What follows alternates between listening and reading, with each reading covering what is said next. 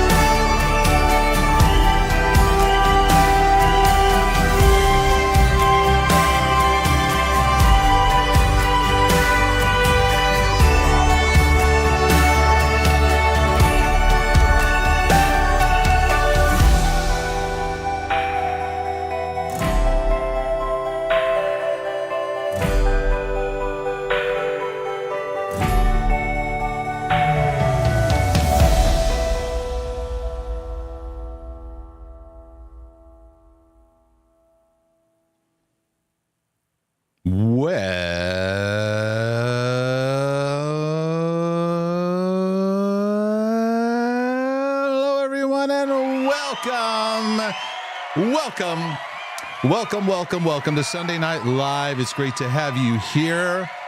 Lord willing, and the creek did not rise. It's your brother from another mother bringing you insights for your healing and freedom journey. Do me a favor, click that like and subscribe button, slam it as hard as you can, and then click that notification on the bell in case I do any lives or any updated material that comes out. You will be ready to know, you will be informed, because I'm all about mental, emotional, and relationship health. You can go to our website, markdejesus.com, and you can find all great kind of goodies, all kinds of topics, all kinds of broadcasts, even written material, books, and we also have, for those that want to take a deeper journey, we also have a healing and freedom community that we're honored to be able to cultivate and be able to work with those who want to take a next level in their support and process, because we want to feel encouraged as we're going through our journey. I've got a stack of questions here, and hopefully we'll be able to get through some great content, some areas that will help you along the journey and along the way. I'm all about helping people getting rooted in the grace of our Lord Jesus Christ and the love of the Father, because that is so important for mental, emotional, and relationship health. I also believe that the Christian life should be pointing us to, we should be teaching people and pointing them to areas where we are healing, growing, and maturing in how we do relationships. I believe that is central to what the Christian life should be pointing to. Of course, we got a lot of goofiness going on and a lot of dysfunction junction happening, and that's why we're here, to talk through those issues and discuss some of our hot mess areas where we feel like we're a hot mess, the world's a hot mess, or we don't understand something the Bible's saying, or we're trying to work through things. And if you've got an issue, join the club, because everybody's got stuff going on in their life and their journey. So no shame in that. But of course, this broadcast would never, ever, ever be the same without the beloved, my wife, Melissa De Jesus, is in the house. She is here. I am here. And she is ready to engage your comments and questions with stellar insight and streamlined focus. How are you today? I'm going to try. It's great to be here, my love. It is Palm Sunday. It's Palm Sunday. Yep. And I would like to ask people in the chat, in the feed here, how many of you at church today, you had a palm branch handed to you? I want to know. I want to know who's handing out palm branches, because I remember many, many memories in pastoring. There was the palm branch handout. And as a kid, I loved getting one. I did. I loved getting one, loved waving it around. Do you have a palm branch memory? I do, actually. But it was more since you and I, come from the same church, although you were there more than me. But I remember and I said to you today, the old building, like the original building they were smaller. Yep. They used to do that more. Now, I don't remember it when they got bigger, but I just loved getting those. I don't know. I like little things like that. A lot of people mentioned, I liked it when it was smaller. They did mention that a lot. And you kind of knew everybody, and I don't know. And I understand that. I really understand that. Let me see if anybody said we had. Oh, yeah. Someone said they had palm branches. Yeah. Right on. People grew up with it. Yeah. A lot. In my. Someone got a big branch. All right, Chris. How big? We talking this big? That's it. That's what's up. Could you fan yourself with it? Because that's a bonus. Yeah, we went over that as a family today. We went over that scripture passage, and we were talking through that. Yeah, we did. It's very, very interesting. And some things the kids were talking about, what we were bringing out, how people can celebrate, and then all of a sudden things turn. The tide changes very quickly, and Jesus is now being crucified and being accused for so much. So right. I have a lot of memories, and still, it's 18 years since working on staff at a church. It's been... well, you have been gone for 8. Wait, have you? Oh my gosh. Mm-hmm. Hey, babe, we're getting old. We're getting old. Yeah. Stop it right now. Yeah, it was 18 years ago.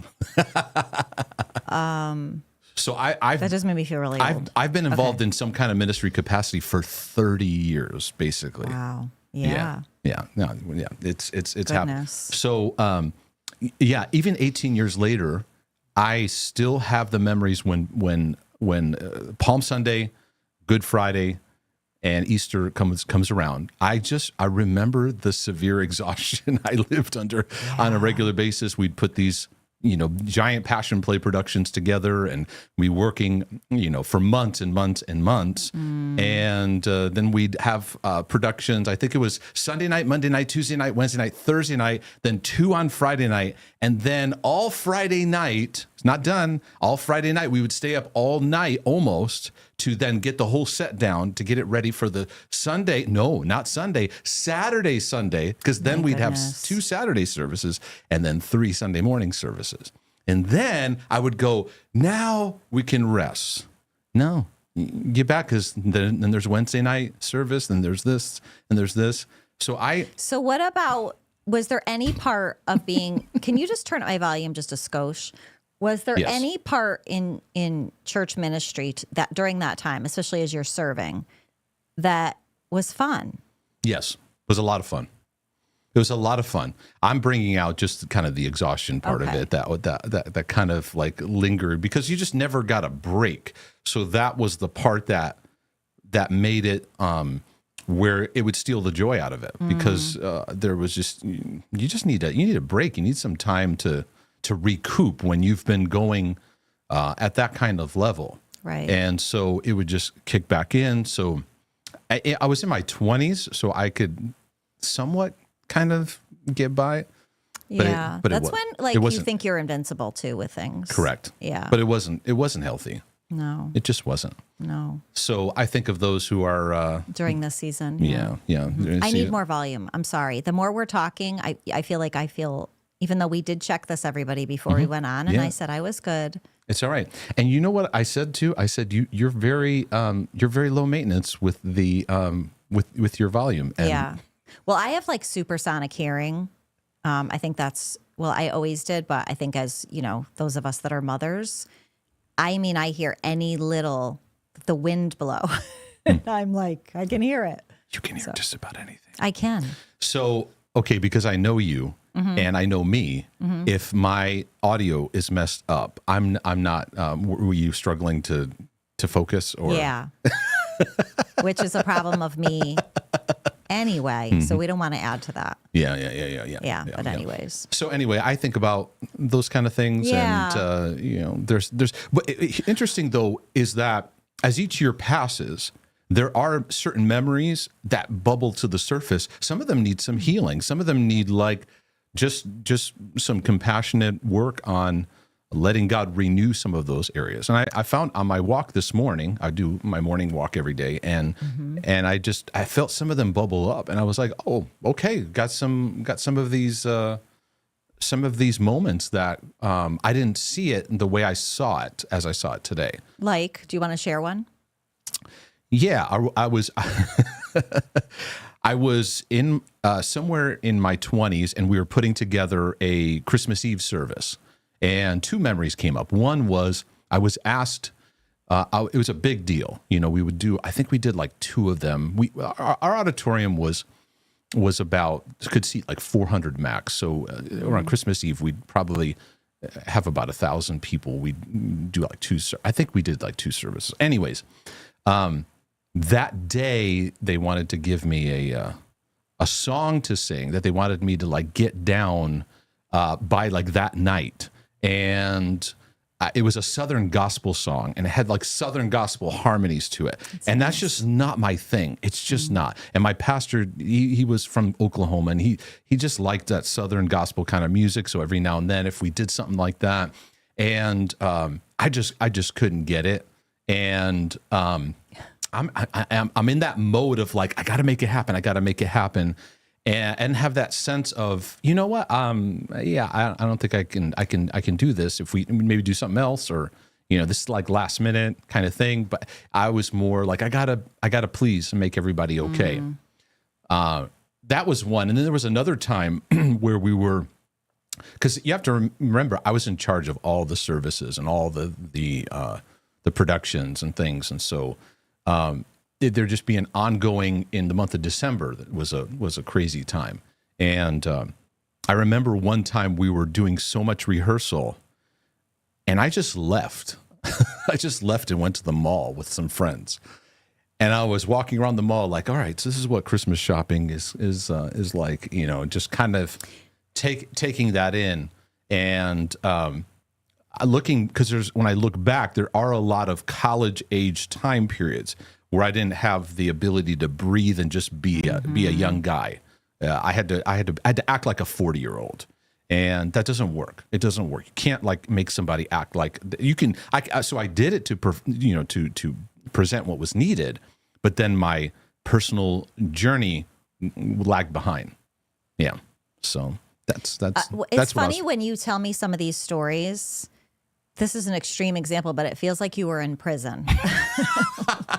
Like I was let out for yard time, and then we had to come back in, and I'm not like, it does sound a lot. Yeah, and I think part of healing is you see the good, you see the dysfunctional, right? Yeah. It's not all bad. And it's got a lot of performance driven. A lot of performance driven metrics, because the Western modern church has taken business models and marketing and wrapped it around the way we do church. So there's just so much pressure of getting the stage presentation right. And I remember I was singing the O Come Emmanuel, and I was singing it in like a classical kind of style with an acoustic piano, like grand piano, and the lights dim, and me in a suit and tie and all that, and singing it. And I remember the pastor was kind of walking through, and he was just checking on things, and he got in like one of those moods, and he was just like, do it again. No, you got to do it. So I was there for like 2 hours, just over and over and over and over again. And people don't understand sometimes what it takes to do these things, but culture wants this. Like, we kind of live in a way where we want that great presentation. We want this, thing. Well, it is difficult too, and it's difficult because we even struggled when we were trying to look at churches and stuff. It's very difficult when you go to, like, here is Elevation, and Right. you go to their worship, and I mean, let's be real, it's awesome. I don't want to hear any stuff about Elevation. The worship's amazing. Right. Like, you go there and see that, and then you are like, maybe visit a smaller church. It's just when you're like listening to someone who can't really sing, Right. it's difficult. Yeah, it's true. They don't need to be like Elevation, although they sing their songs, but like, Yeah. it's difficult. And so it's that fine line of if you're going to have worship, like, have somebody that can sing, but then it gets just so out of control with the performance stuff, and we have to make it better and better and better and better. And Right. Can I break your rule? what's the rule? You said, I don't want to hear it about Elevation, but can I say something about it? Oh, are you going to bring up a story we heard this week? Well, it's a focus on where one of the marketing people from Elevation Church said we're going to be not using certain terms on Easter Sunday because we don't want unsafe people to feel left out or uncomfortable or not know what a term means. I don't know. There's a lot of places I go where I don't know what terms mean, and I look them up. But I think when I was pastoring in the 90s and even the early 2000s, a big thing was the seeker-friendly kind of movement, where it was they were trying to cultivate all these ways. Willow Creek Church was one of the prominent ones that was really pushing that kind of mentality of we don't want all these extra super spiritually kind of things to get in the way. And I understand. I went to Willow Creek's conferences, went to a bunch of stuff, and I know Bill Hybels had a whole falling out. They're going through a lot of stuff over there. But there was this mentality of we gotta really overthink how we're going to present this in such a way to make sure that people. It's like we put it on this plate. And I do think we overdo it. I understand where these churches are coming from, but I feel like we overdo it because really just being the church should, as people come in, they should feel a sense of love. But there is a thing where Jesus goes, follow me, right? And I think sometimes we take the ease out of taking that step and following him. And now we're getting into overthinking marketing things and stuff like that. And it's just become too much of a show. And you made a statement too about that the holidays and stuff are for believers. That's what I believe. I really think that Easter Sunday, so even in our neighborhood, everyone's got their signs for their church, come on out. Yeah. And I just really see Easter Sunday is a day marked of it's really the believers celebrating our risen Savior. So what we do is we kind of take it, and now we're trying to strategically make it evangelistic. And I go, just be yourself, just be the body. Let me say it this way: when you read in the New Testament, what you see is the body just acting like the body, and people walk in and go, "What do I got to do to be a part of this?" So even Paul writes in Corinthians where, the gifts are happening and tongues and this and prophecy, and people go, I need the Lord within that. And I think we're getting very heady in what we're trying to do. And then I think it doesn't make for great discipleship.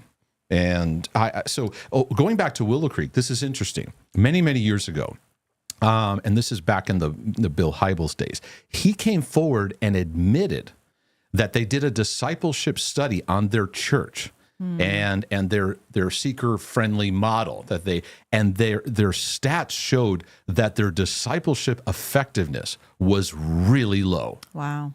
And really bad. And they're like, we need to really look at how we're doing things. Wow. And because Jesus called us to make disciples. So I look at people that I'm talking to, and I think that's where it's at in reaching people, is really in the one-on-one and the small.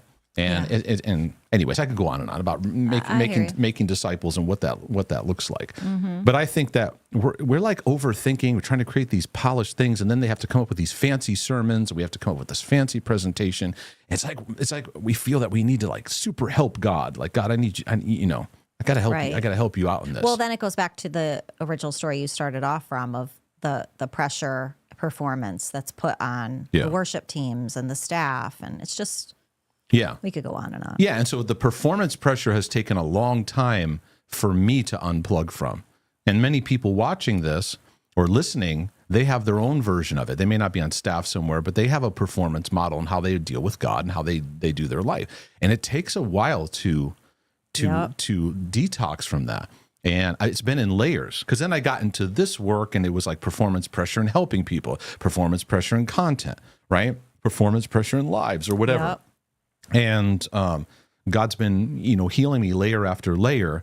But the more I get healed, the more I just am myself and not trying to put on something.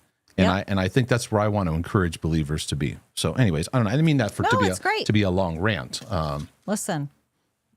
That's what we wanted to talk about today. Do you want to greet everyone in the live chat and in the feed? Please go ahead. Hold on. Give me my music first, please.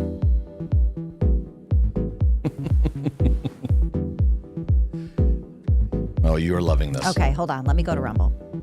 I'm going to start with Rumble today, okay? Let's get ready to rumble. Margaret started off in Rumble. Thank you, honey, so much. Of course, Katie holding it down, too. And Abby Ploop.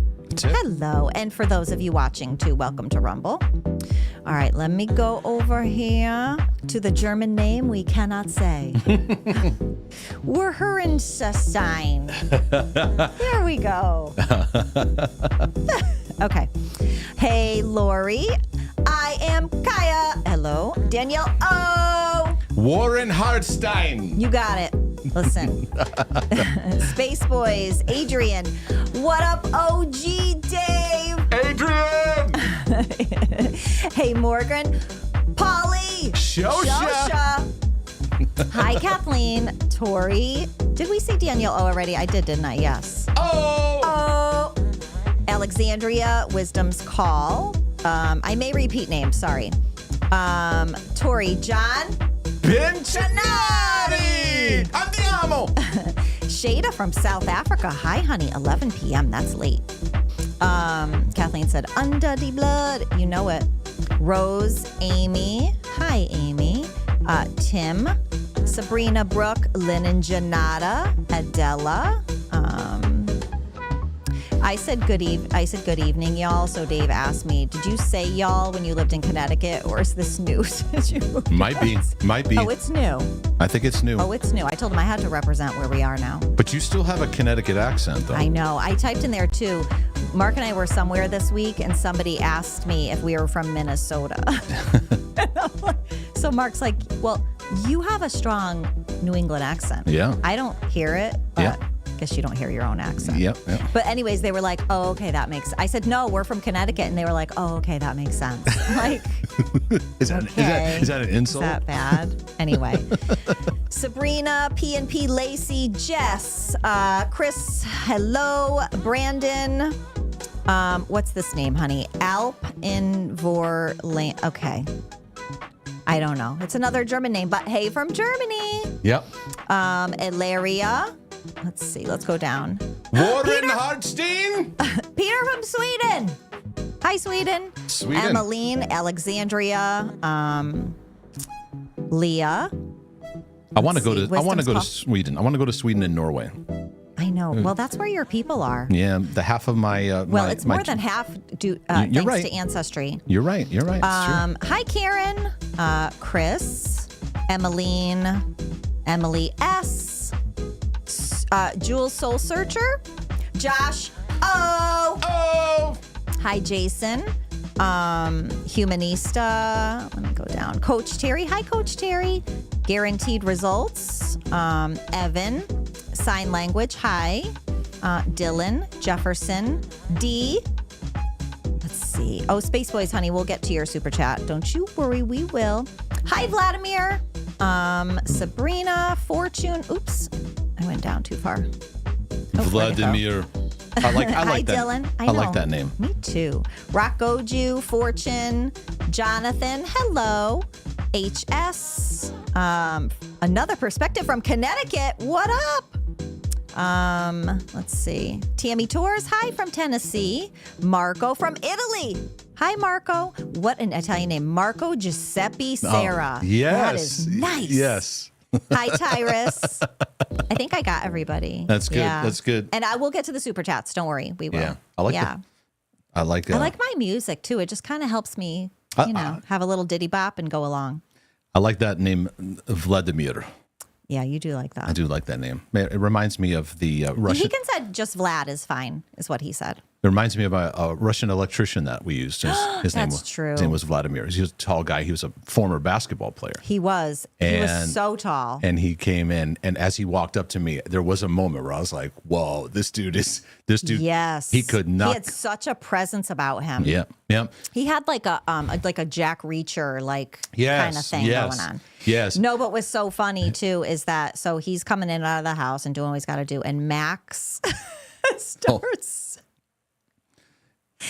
Max goes, he's yelling from where he's doing his schoolwork with a Russian accent, trying to Right. and we're like, Max. So Max has this thing, like, buddy, you can't do that. And his answer is always, I want to talk to them in their mother tongue. It's yes. Good old Max. Good old Max. But he was one of those that would like to talk for a while and stuff like that. I tend to draw those kind of he people was so when they come nice. and work, and I would say to him, tell me your opinion on the Ukraine-Russian conflict, and he'd take his cigarette and go. He did. Going back to Crimea in the days of the old Russian. He did. It was like watching a movie play out in front of us. It was awesome. And Mark and I love stuff like that. I'm like, sit on our couch. We'll pay you for your time. Just talk to us. Like, we love stuff. I live for stuff like that. The thing that I love to ask, I just had a guy give me a quote for something. He's from South Africa. Yeah. And the thing I love to do is I ask, how long have you been here? And tell me what you think about the United States. Like, give me your opinion. You're unfiltered. Just go for it. We love it. And because I like to learn, I want to have country self-awareness. And every question I asked him, he was just like, He did. I think our house smelled like, he didn't even smoke in our house. This was outside. Like, I think our house smelled like cigarette smoke for like a couple weeks. during the Bolshevik Revolution. Yeah. Just like, It was awesome. It was so good. anyway, enough of that. Enough of that silliness. We're supposed to talk about important issues here today. Yes. Yes, sir. Those of you that want to send in questions, you can do that at markdejesus.com/questions. You can also send it as a super chat. That helps so much. And again, you can support these broadcasts too. Go to markdejesus.com, click on the donate button, and it's greatly appreciated. I have a couple questions off the top, then we'll get to Do you want me to do the super chat first? Let me do these two, then we'll go to the super chat. We'll do Okay. we'll do a dance break and come back to the super chat. Okay, and awesome. Then we'll take a journey and see where we end up today, ladies and gentlemen. Let's start with a family member who is in denial of OCD, basically. Now, what I want to tell you is what I'm going to read is a very common problem. This is not exclusive to just a family or a couple families. This is a common thing where those who are obsessive compulsive, they are defending their obsessiveness, their compulsiveness, and they're not realizing that's what it is. And family members are seeing it, people are seeing it. And at some point, we need to come to our senses and see the feedback that's going on. I'm grateful that in my journey, there were a couple people, wasn't a lot, because many people kind of fed into some of my distortions, but a couple people that went, something ain't right. I'm not vibing with what you're saying there. Now, at first I was upset and angry and defensive, but then after a while I realized I need to deal with how I relate to God and what I attribute to God and what I attribute to healthy thinking. So here's the question. I've just recently stumbled across your OCD book. It's been stunningly enlightening for our family. We have a family member who has exhibited very clear OCD scrupulosity for many years and has escalated in the past 5 years to going on extended, unlimited fasts. Yeah, usually the fasting is a pretty quick alarm bell that happens. And that was one of the first areas that I began to see as I was doing one-on-one sessions with people.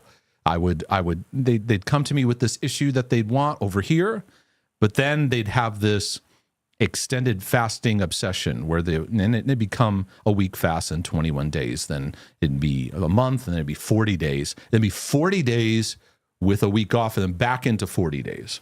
And it's a very unhealthy pattern. And that's a sign that obsessiveness is in the works. Unlimited fast to the point of hardly able to walk or talk. So he's at bad stages, but he's attributing this to God. So I can see off the jump, he has an obsessive compulsiveness that these things please God. This is what this has been in the church since the beginning. It's been in the church since the beginning. And if you read back in church history, go back even to the early days of the Catholic Church, and you see the formation of monasteries and the monks, you see a lot of this excessive it was framed as self-denial, but it quickly and often moved into self-punishing. The more that you could starve yourself of things in your life, whether it be food, whether it be certain pleasures, then that a self-punishing life became something that's admirable. And Paul the Apostle, he actually addressed this when he said, you can give your body to be burned and have not love, it profits nothing. And what would it mean to have not love and give your body to be burned? One of the reasons that love is missing is you're giving your body to be burned thinking this will make God happy. If I do this, then when we have I do this, then God will love me, then God will be happy with me. Then God, it leads to some very distorted pathways. And so I'll continue on with the question here. Canceling trips plans last minute because of uncertainty if it's God's will. Yeah, that's one of his hangups. Ministering to many people, which is a good thing, but out of fear and compulsion, which I would say is a dysfunctional thing, because I get the impression that he's overdoing it and he's doing too much, and he helps people out of compulsion, not out of love. And there is a difference, folks. There is a difference. We're used to following this angst. I gotta say, and we've developed, we've cultivated compulsive Christians rather than learning to live in the flow of the Holy Spirit, which is a totally different arena. It's not under pressure. It's not under duress. It's not under this, if you don't do this, if you don't do this, if you don't do this, if you don't do this kind of feeling. So anyways, he also exhibits extreme sign-seeking for any decision and anchoring on certain scripture passages or sermon points he interprets as a personal direct message from God. Naturally, especially the first item has led to intense family distress, as he will not join most family meals and leaves most church events that involve food. Yeah, he'll develop eating disorders if he hasn't already. Sounds like he already has. They have shared their struggle and story. He has shared his struggle and story with many dozens of believers, but will move on to someone else for encouragement, validation, and a listening ear as soon as one starts wondering if this is OCD. This is one of the problems that takes place in the church, is that someone has a story and a way of operating that they bring about. And it's great, and people love it and give great feedback. Oh, that's awesome. The Lord showed you this. And then over time, as you build relationship, people might be like, start to pick up on our goofiness. And this happens in many categories of mental health battlegrounds. And the person will then move on, and they'll find a way to dismiss these people. You know what? They're just not as hungry for God. They don't love Jesus as much as I do. They don't understand. I'm suffering for the gospel. They have this heavy projected mantle that they place on themselves. And then they move on to someone else.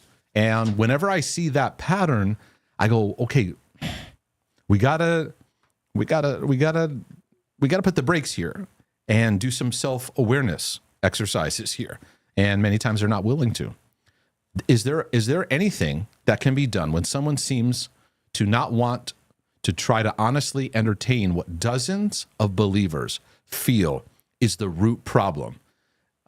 You could try an intervention, depending on how the relationship is with the family. You could all, sit down and go, hey, we need you to sit and listen, just like talking to an addict. He said, we need you to sit here and just listen to us share our piece. And from there, he's got to make his decision because he's caught in a loop. I've seen this with OCDers. I've seen it with even with schizophrenics. Now, I'm not trying to overlap schizophrenics. Oh, I have schizophrenia. Oh, my goodness. But schizophrenics who they validate their paranoia and they validate their delusional reality that they are in fear of and they're trying to tell other people about. And they get very upset. And I've had to share with someone, hey, man, I've earned some credit here. I've loved you through this. I've walked with you through this. You need to let me speak into this. I love you. And then they bail out. And that further separation from people is what erodes mental health further. When we have loving people who have good feedback for us. Yes, I know there's toxic people. There's narcissists. There's stuff where we have to move away from relationally. But there's loving relationship that we push away from because we're afraid and our woundedness and brokenness rises up. And he's got some fears. He has fears of intimacy and he has fears of authority or fears of getting feedback. And you say, how do we as a Christian family behave day to day? Well, it depends. Is he, is this your son? Is he an adult? All those factors, come into play. But you say like a dozen people. So we're talking, all kinds of relatives here that are seeing something. We've tried removing ourselves from any of the rituals around food, but we really have no real relationship with him anymore because it seems to completely dominate his life, personality, and behavior. Yeah, you can say we absolutely love you and speak your piece about it. Maybe have one of those sit downs. Sometimes people do interventions and it helps people to, you probably have already done some kind of form of that, but we love you and we love your journey. We want to be a help to you and support, but we can't feed these areas. Plain and simple. You can't. That would be unloving to feed those areas. And so you're going to have to take your piece to not take this burden on as some type of codependent rescue mission, because that's what happens with families. We get so tied into the problem, the tentacles of it pull us in, and then we lose our sense of self and our sense of boundaries and our ability to even see straight. So that's my feedback for that. That's good. I'm gonna just bring one more, and then I'll get back to some more questions. But I thought this was interesting. It was written to me. It's basically about a pastor who lives nearby who's a narcissist. And I thought I just wanted to give a couple comments because this was an email that was written to me. By the way, many of you write to me emails and you write a lot of things in it and you're asking me for some feedback back. Your best bet would be to submit it in as a question because most of the stuff I get requires a lot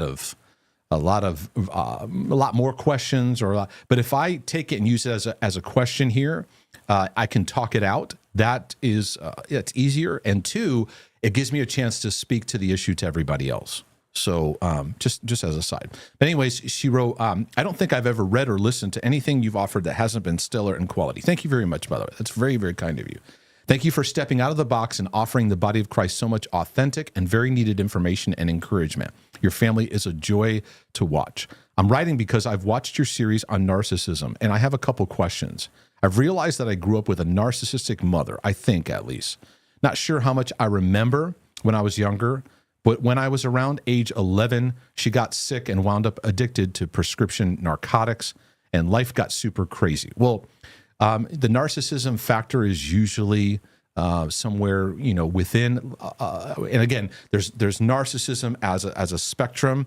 Narcissistic tendencies, they tend to float within addictions and all that, and addict lifestyles. But whether or not she's a true narcissist, you let that be a learning process over time. But being a child underneath someone who is now in an addict whirlwind is a whole lifestyle of healing in and of itself. It's why the formation of recovery groups and codependent groups and adult children of alcoholic groups and recovery groups like that are so helpful and needed, especially because of being under someone who's got addictions. So, and you may have both, the narcissism factor as well too. What you grew up with your mom is going to tie into what you're writing to me about. Anyway, fast forward to adult life, and I can now recognize a string of relationships where I've been connected with narcissists. Some were friendships, but the very damaging ones were within the church. I lived through a horribly abusive church situation that lasted about 3.5 years. I'm assuming you mean you went through it for 3.5 years until you left. That's what I'm assuming. But which at least twice that long to heal from, and I would say maybe even more, because it takes a while to heal from church pain and abuse and all that comes out of it. Stepped into another position several years later where I saw some signs, so I was more prepared, but still got whacked pretty hard. I'm assuming another church position, right? All that said, I saw the Lord's hand in my growth process, and I've been able to address a lot of the codependency and other reasons I wound up in those situations. So some great healing has happened. Part of my healing process has included recognizing my own judgments against others and laying those down, sometimes over and over, and forgiving those who have hurt me. Here's my current situation. I live near a friend who has strong narcissistic tendencies and is a pastor. I do not attend their church, and usually his tendencies are not directed towards me. But watching the interactions between him and the other family members, be it the wife and kids, is excruciating and maddening to me at times. I'm gonna level with you and go, I'd feel some of the similar pain too. It'd be very, very frustrating to watch. I'll tell you two things that are helpful for you to recognize. Number one, it's triggering your pain. So you can see something wrong, but you can see something wrong and be really disturbed. You know, there's certain areas that we look at in life. Some of them hit you harder because they hit close to home.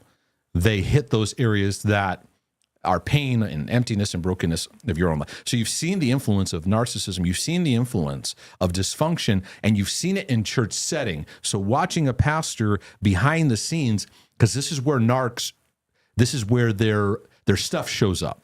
It doesn't show up on the stage. They are meticulous about their stage activity.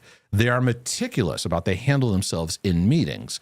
They're meticulous because that all feeds into the highly constructed front that they have to hold together. So those areas, you'll see it. You'll see them crack though, like when they lose their temper or when their mic's not working, or if the crowd isn't responding as well. You'll see some of their narky characteristics come through, but for the most part, they keep those things pretty tight. It's in the behind the scenes, how someone treats their spouse, how someone treats their children, how someone treats somebody who they can't get anything from them, right? Like a waitress, or, you know what I mean? Or someone who doesn't go to their church. That's where that stuff really starts to show up. So it's triggering your pain in many levels, but it can also be triggering what rose up when you saw your mom under addictions and when she was sick.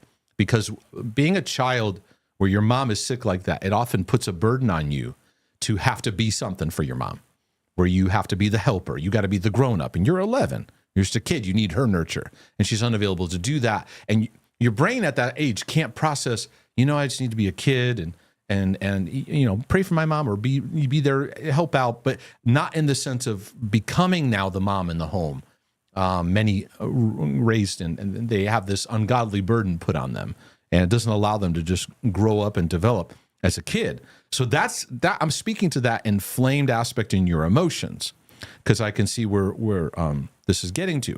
You said, I'm working on relocating, but haven't been able to do that just yet. I'm wondering how to love him without judging him and not get entangled. I would say the best way that you can be loving is to just not be involved at all. Like, just let the movie play, just watch it. I mean, if there's a crime, happening, you may have to call, but your tendency is probably going to be, what should I have to do?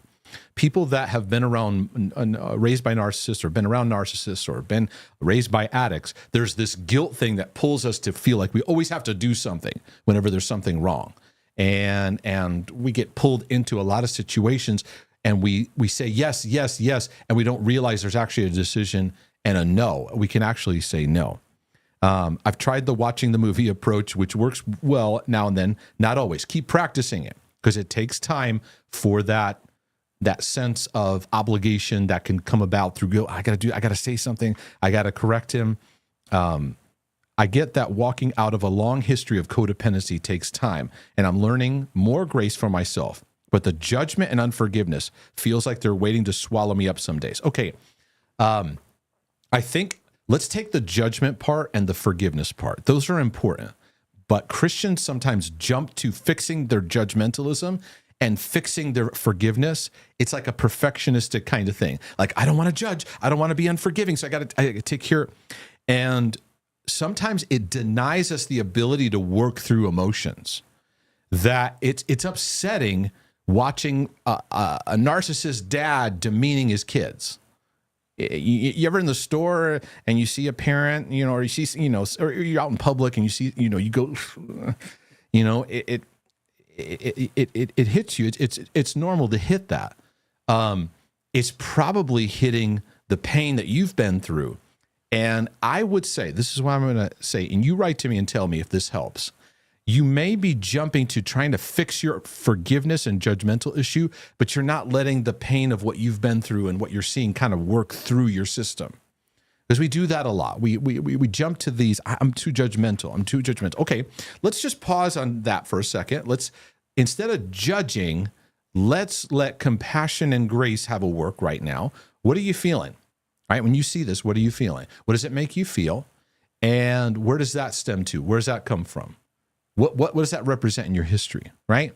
And now you can look and go, because this makes me feel like I'm seeing that kid or this thing, and it reminds me of when. Okay, let God heal that.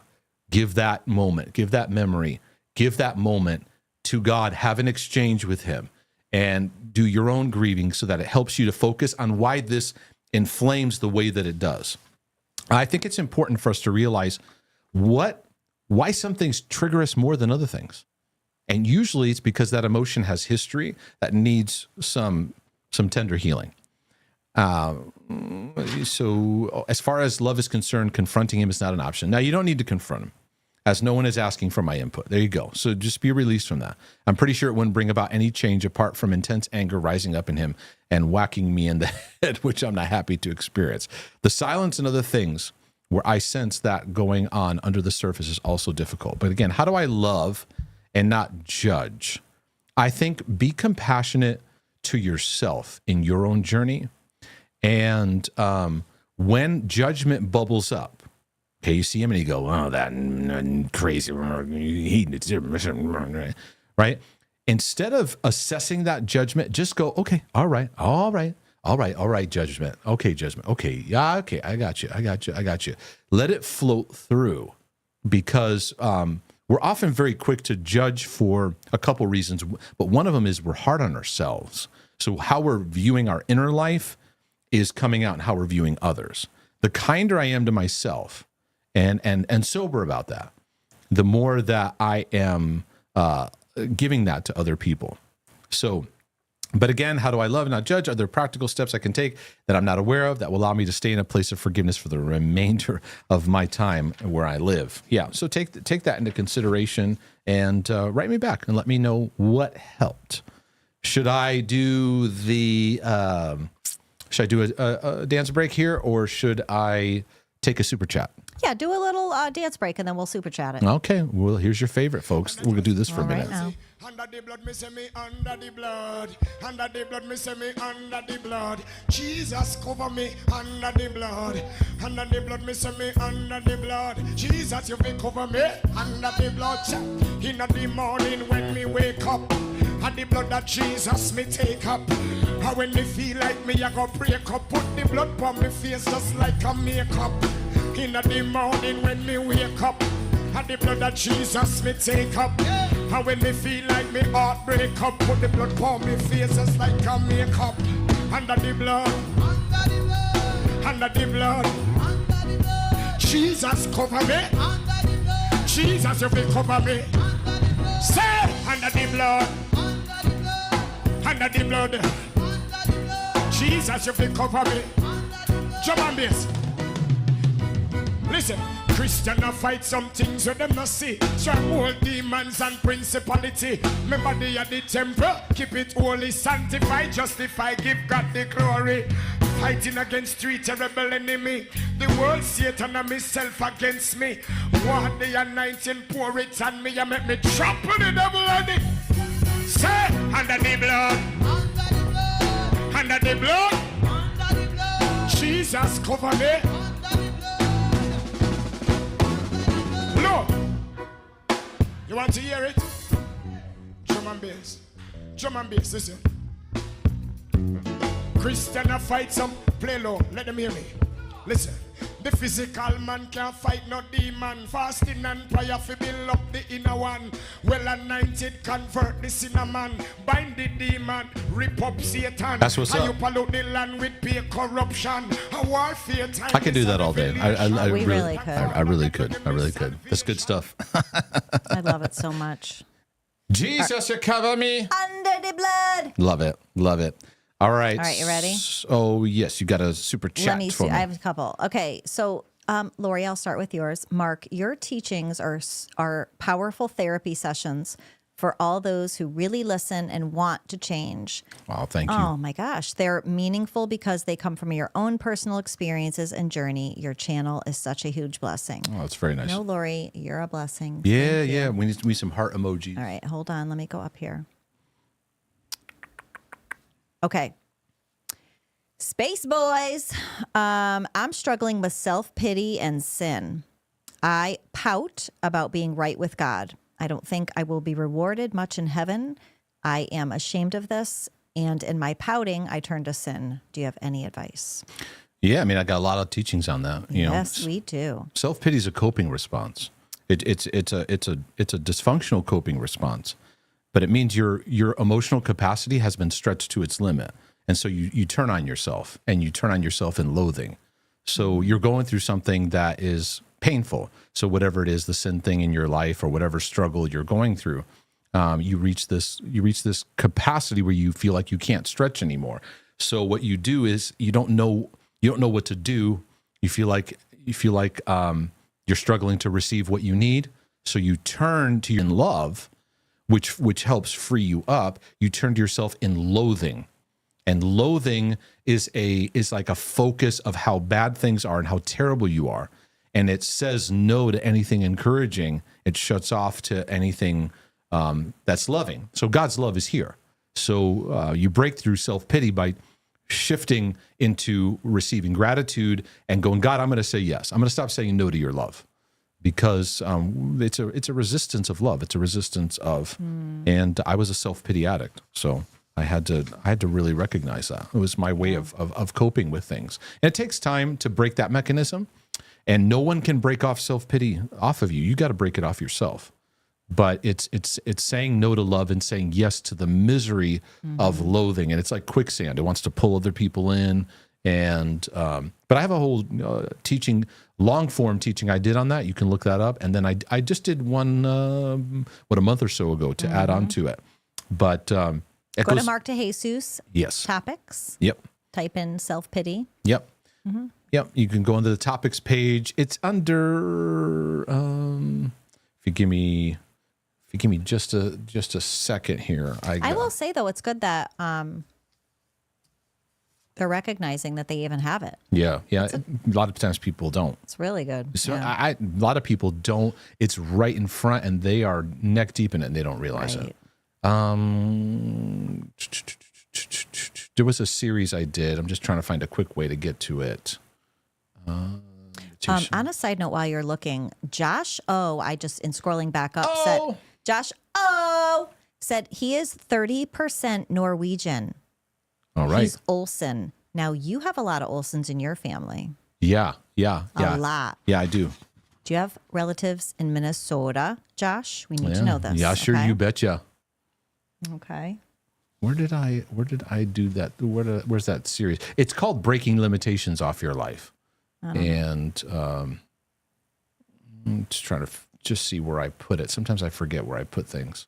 But if you go into my page, markdasus.com, there's a little search thing. Just put in I self-pity. like to throw that link in the chat sometimes. So, I'll throw it in there. Yeah. If you find Okay, it. this is a very big question. Okay. I don't know okay. Thank you, Desmond, for your super chat. How does Jesus play a role in mental healing? That's a long answer. He in everything, because he brings us into relationship, and relationship teaches us how to think, and we as human beings need to be taught how to think, and because of sin and brokenness, our ability to think and feel has been contaminated, and the gospel of Jesus Christ brings healing to the broken heart. It brings redemption. It brings justification and a new standing with a new Father who loves us, and a new journey.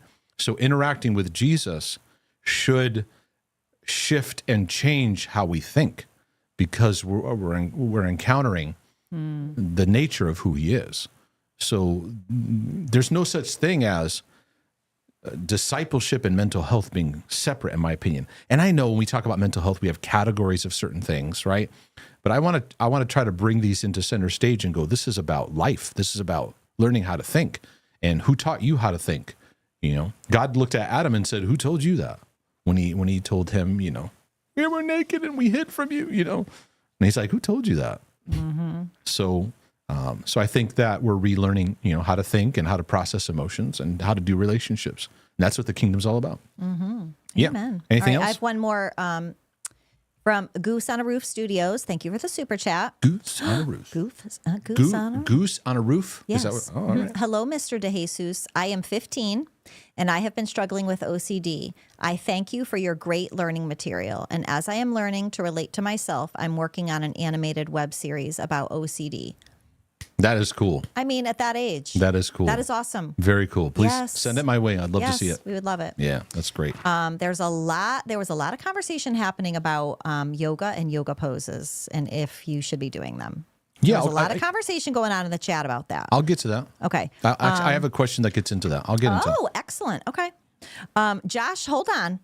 Josh O, 30% Norwegian, 20% Swedish. I mean, you may be related. I'm just saying. Most likely. Was it Olsen, Carlson? Carlson. Which then we learned what that is. If the father's name was Carl and he had a son, it became Carl's son. Yeah. Wasn't Johnson. a bright group. I don't know. Viking roots. Yes, Josh. Let me tell you something. Quick little side anecdote here. Mark and I were looking at all of his ancestry stuff, and no disrespect, but the Viking women were very strapping and Very, very big. very big. Big, tall. We found a Yeah. picture, Yeah. and it was Mark as a lady. Not good. Wasn't good. I didn't know you were going to bring this up. That's hilarious.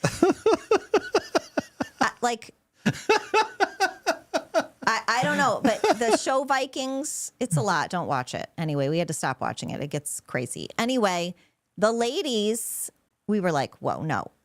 The ladies are good looking. Not in the pictures that I've seen from the family stuff. Yeah. Well, Hollywood is always making things. Okay, but yeah. Anyway. Yeah. I just thought I'd throw How did we get there? No, the Viking. the Olsens. Josh O. The Olsens. Yeah. Olafson. Uh-huh. Yes, yeah, Josh. there's definitely Olafson. Yeah, he said very girthy frames. Yes. Girth. Yeah, man, they had to do some. Girthy They had to do some Josh. heavy lifting. So They were picking up pigs and who even? Yeah, knew? sure, And you then bet- those big you boys betcha. that they were all raising. You betcha. Yeah. Yep. Anyway, I don't know where we ended up. sorry. You know me. I like to add in some things. You were going to do some questions because I originally said, don't you know? Yes, Josh. I love that so much. Mm-hmm. We're going to talk about yoga stuff, and you Yeah. said you have a question, and I said, hold on a sec. I got something to talk about here. Yeah. All right. Go for it. So let me dive into there. I'll actually use a question that came in from somebody in our community that's going to get into this. I'll try to take a little bit of time, break this down a little bit because it's about trauma. It's about healing. I listened to your talk on the Christian and medication and found it very balanced and informative. And I pray you guys get a hold of that broadcast and go through it, especially if you're considering it or if you're on it or whatever. I really tried to do a deep dive and take my time in addressing that subject. Anyway, you referenced a book, The Body Keeps the Score by Bessel van der Kolk. Audible is my newest addiction, and I listened to 90% of this book, 15 hours long.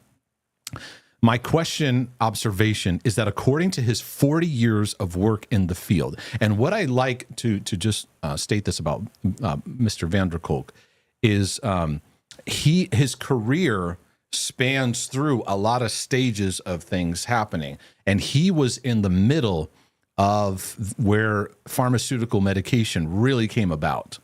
And whereas he was getting training and stuff where that wasn't a primary mechanism.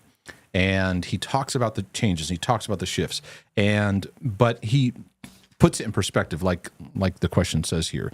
He says, my question observation is, according to his 40 years in the field, that trauma is at the root of all our angst.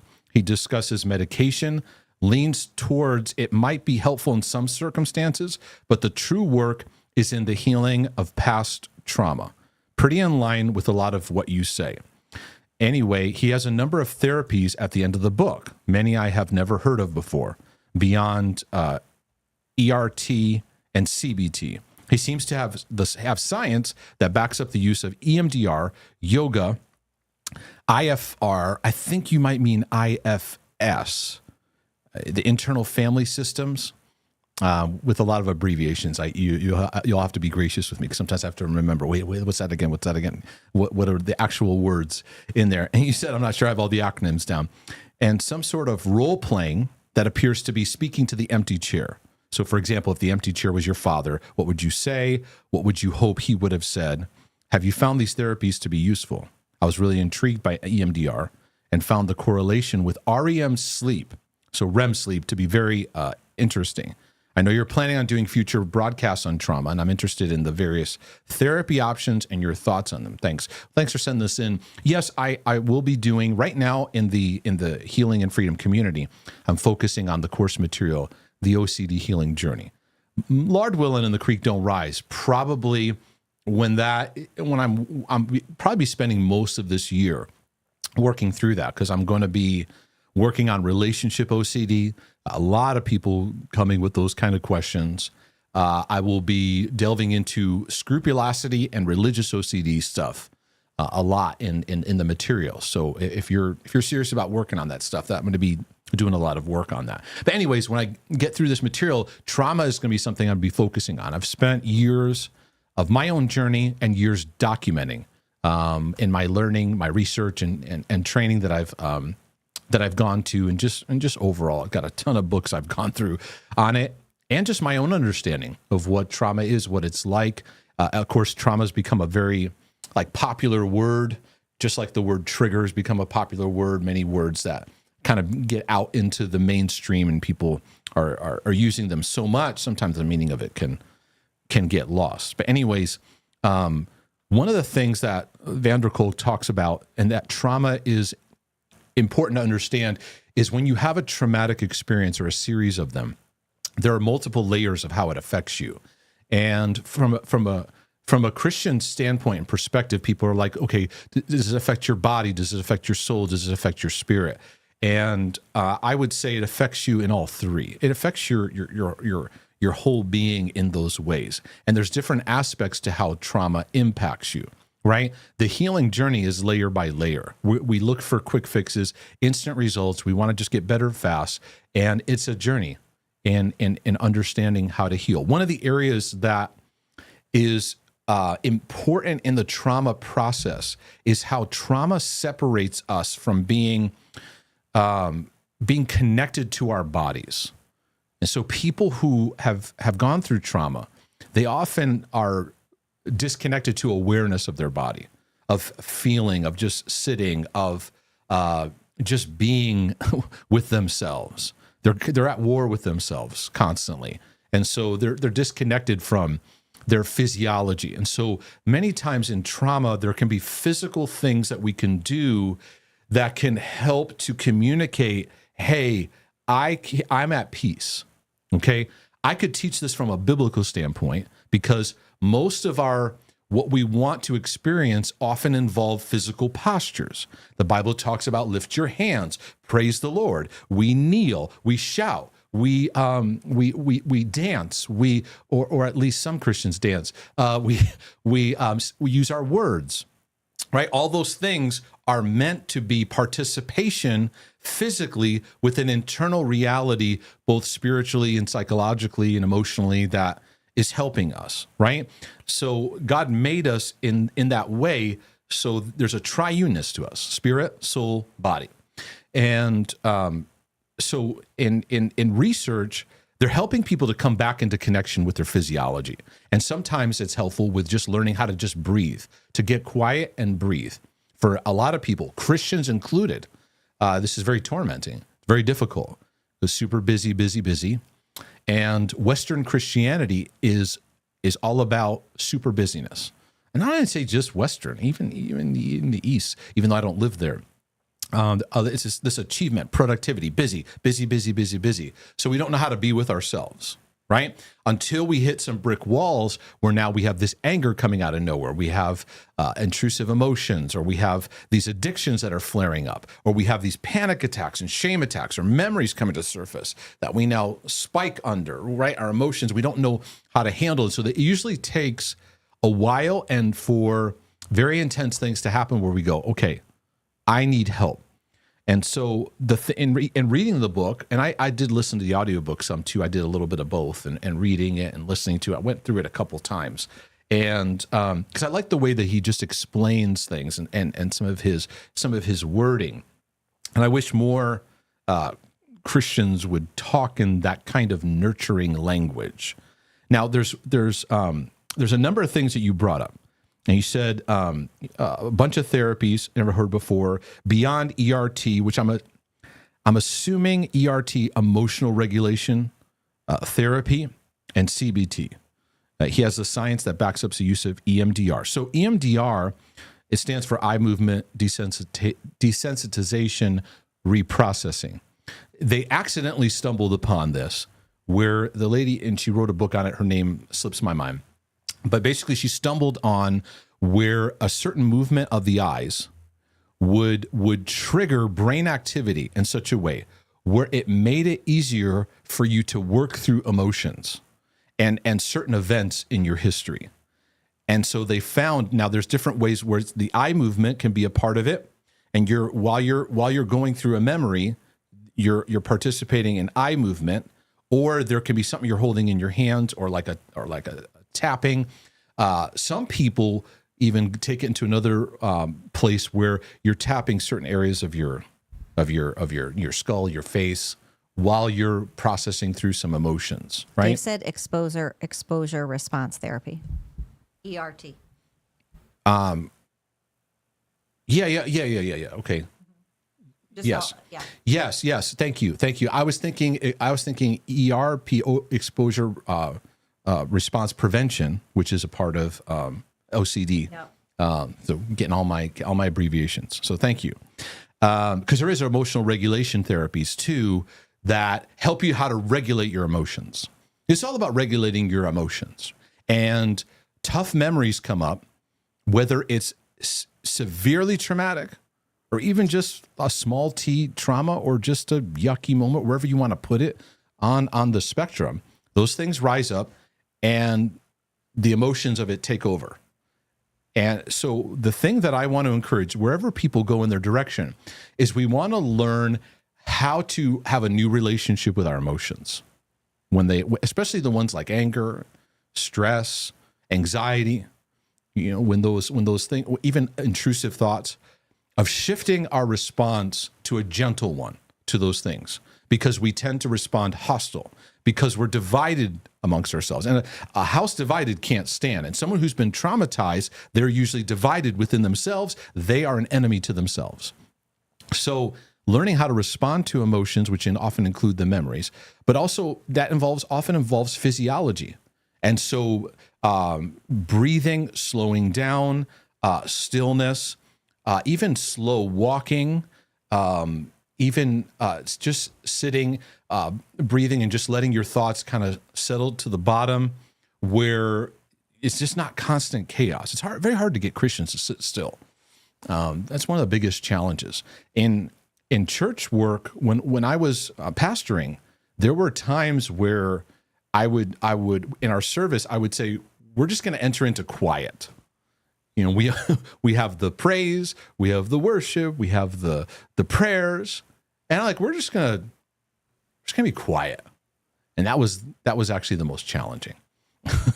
It can be challenging in church to get people to express praise. They're in their depression dumps, or they're like, well, I'm not extroverted. But I found it even harder when you get still. Everyone starts to get freaked out.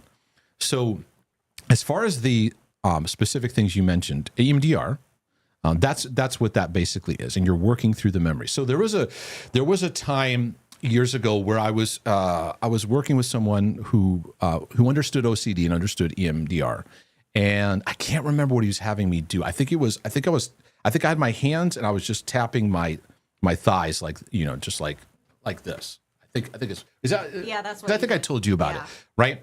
And one of my problems has been this, that I was working through, is this perfectionistic pressure when I teach and preach and those kind of things, that I would have waves of it rising up. And I was working through some of that and some childhood stuff too. So we did this moment where he's like, think of a moment where the pressure really comes on.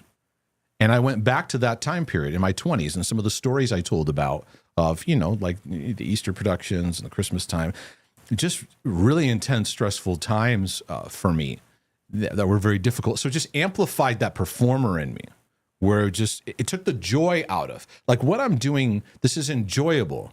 But when you're under pressure, it steals the joy out. And so I'm sitting there and he's like, if you could just make eye contact with me. And I told him, I said, if I close my eyes, it helps me to concentrate better. And so I don't know that I was doing it correctly. Because I think he was kind of like, hey, I need you to. So anyways, so I'm doing this kind of thing, and I'm thinking about being on stage. And so there's something about just engaging my physiology that I began to renew that focal memory. And it was me standing there and I'm stressed. And I just kind of froze that moment. And I came alongside myself and was like, bro, you don't have to have this pressure. And I felt the softening. And so he was asking me, well, what are you kind of sensing? And I'm sensing, I'm getting my joy now back. And this excitement of I'm bringing it, right? Versus oh, I got to get this just right. Now, I don't think that would be helpful for the average person who doesn't deal with their emotions. You walk somebody in there, you kind of have to have somebody who can, you don't have to crack open their emotional capacity, with a crowbar. Come on, what are you feeling? So that's where I think people need to start with getting some help and understanding, what are you feeling? What does that mean? How do you process that through? That's what a lot of us need. And that's what our parents need to help us do when we were growing up. And that's what parents today, should be doing, is helping, okay, what's going on, and helping to process through, right? So you're asking EMDR now for yoga. Yoga for me, I don't promote yoga. I personally have a conviction against yoga. I don't make a big deal out of getting out there and condemning Christians that are involved in it. I do have a problem with the structure of how yoga started and how it has been spread. And there is an intentional evangelistic work for using yoga as the gateway to get people more open to the supernatural and more open to New Age or Eastern religious practices. And there's just, I've done the deep dive on it, where they've looked at the West and go, they're resistant to these kind of things, but they're very stressed out, and they like exercise, and they like something to do to feel like that's helpful or healthy. Let's promote it as an exercise. So the common thing that's, oh, it's just an exercise, just exercise. It's not. It's not just an exercise. Now, if I'm doing EMDR, I'm using my physiology and I'm connecting to an emotion. Okay. So I can see that. I can see the okay, this and this. Okay, that's working through. With yoga, it opens up, and I saw for people where it opens up to more in that vein of new age influences. So I know this is going to make a lot of the compulsives go, but what about Pilates? What about this? What about that? What about stretching? Those things. There was a Catholic one that I found, stretching. I can't remember the name of it. If you remember the name of it, let me know. There was, if you type in Catholic stretching, it was, I looked at it and I was like, oh, this is interesting. This could be very, very useful. And it didn't go down yoga pathways, but the whole philosophy behind yoga has to involve the chakras, and there are levels of chakras that you move up through, and the positions are designed to line your chakras up. So, and I know there's arguments of people trying to separate the practice from the spirituality, and it's like, I'm not gonna throw my dog into that fight and get into all those debates and arguments. I'm going to tell you my viewpoint. I'm going to tell you where I'm coming from. I don't promote it. I don't personally think it's a wise place to go through. When I talked about Basil van der Kolk and appreciating all his work, I did say in the broadcast, there are some things that I would disagree with, and his recommendation of yoga is one of them. I personally think that yoga is stealing the beauty of what the Bible calls meditation, that you actually learning how to be still and know he's God and know how to connect to him in a place of stillness. And I have a video on meditation that you can look up as well too. So is that kind of address? Yes, it does. I don't see all the chat and comment and stuff like that. So I'm just talking here. It's hard to talk and see chat at the same time. So, okay. So I'll continue on here. So I think that if you struggle with your emotions, some of the material in what's called dialectal behavioral therapy, there was a book I read. I'm going to see if I can find it here while I'm talking. It's long. It's a long title, but it's called the Dialectical Behavior Therapy Skills Workbook. Okay, the dialectical. That's like dial, like you're dialing a phone. ECTICAL. Oh, just write in Google. It'll fix it for you. The Dialectical Behavior Therapy Skills Workbook. It's green. It says second edition. I read it, and as I was reading through it and going through it, I think every Christian, everybody needs this. And it's made for people, originally designed for people who had personality disorders. Borderline personality, where like you flip off the handle and your emotions just go, right? Emotional regulation and this is all nurture. All this stuff is nurture, right? I'm trying to think of what else I'm trying to find what else. The internal family system. So some of that is the reparenting kind of concepts where you understand your role growing up in family. What role did you take on? Some of that's helpful. Some people it's not. But the concept of reparenting, in my conviction, is very, very biblical because God brings you into the kingdom through Jesus Christ. You have a new identity, a new father, a whole new family, a whole new way of living. So you're going back to the beginning and growing up all over again. And so God our Father reparents us. And he's not building upon a broken foundation of our broken family. He's like, this is my new foundation built on Jesus Christ, a new kingdom. So some of those concepts and some of those things can be very helpful. The empty chair you mentioned about, that can be a great practice for somebody who has a tendency to feel like they got to go to the person. Yeah, any of you have that compulsion where, like, if something bothers you, you feel like you got to go to them, and it's not wise for you to do that because they're not safe. It's not a good thing to do. You're breaking through codependency. Set up a chair and just let her rip. Write the letter, don't send it. That kind of thing, because that allows you to process the emotion, but you're not actually doing it in that setting. So definitely for your parents, a father, mother kind of thing could be a part of that too. What else was I going to say here? Okay. I also, there's all kinds, even in the Christian realm, the charismatics have a tendency to be more open to these areas, because a whole segment in charismatic circles called inner healing. And if you're in a Baptist church in that kind of arena, and you got an issue, they're going to be like, go see the therapist, right? That's like, don't pass go, don't click $200, go right to it. In a charismatic church, they're going to go, oh, you might need an inner healing session, right? So there are aspects of that. Some of it's good, some of it's really goofy too, and dysfunctional. And I'll get to my bottom line application to this question, because many people write in this stuff for me. There's inner healing, that's theophostic, sozo, those kind of things. They go back into you go back into memories, and you're like, where's Jesus? What's Jesus saying? These kind of things. There's one I call the Emmanuel approach. There's a bunch of different names. I've been exposed to many of them, seen many of them, but basically all these things that I'm bringing up are basically two things: you learning how to process your emotions and work through them. Now, for some Christians, this is going to sound sarcastic or maybe negative, but for some Christians, they can't work through emotion unless you tell them Jesus is there. They need that like religious, like Jesus is there. Do you see him? And it's not good enough to just go, how does that make you feel? What does that make you feel? And what would be a more healthy way to look at this emotion and process through it, right? All these pathways are various pathways to work through the emotions that came out of very troubling events in our life.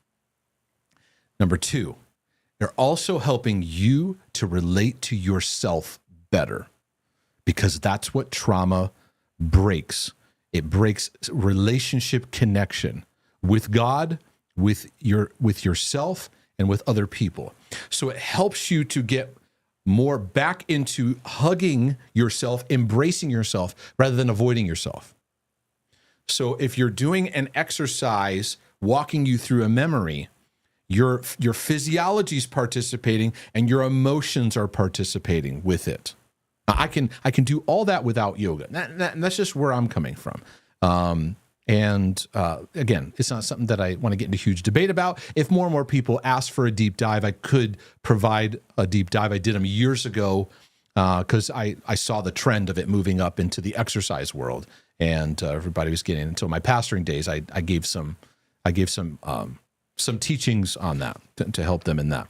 But yeah, I will be doing future stuff on trauma some more.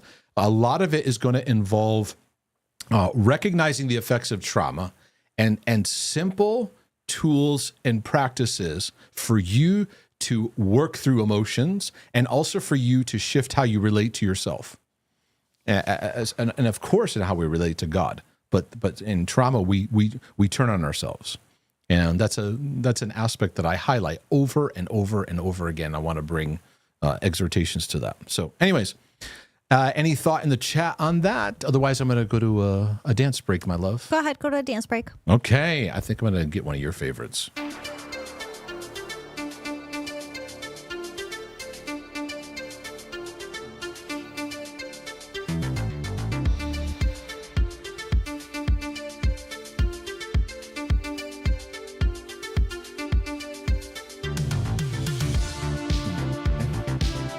few more.